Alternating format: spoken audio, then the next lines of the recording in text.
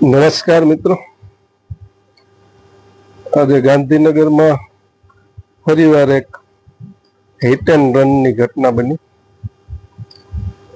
હજી જે તથ્ય પટેલ વાળી હિટ એન્ડ રન તો ભૂલાણી પણ નથી, ત્યાં એક બીજો હિટ એન્ડ રનનો બનાવ બન્યો.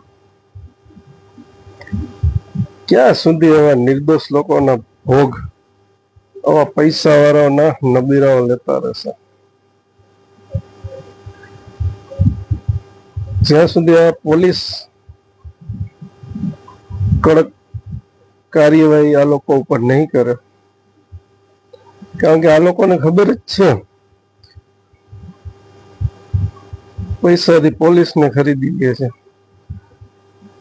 પૈસાના પાવરથી એ કોર્ટમાંથી પણ છૂટી જાય છે, જામીન એવા લોકોને મળી જાય છે. તથ્ય પટેલને પણ મળી ગયા.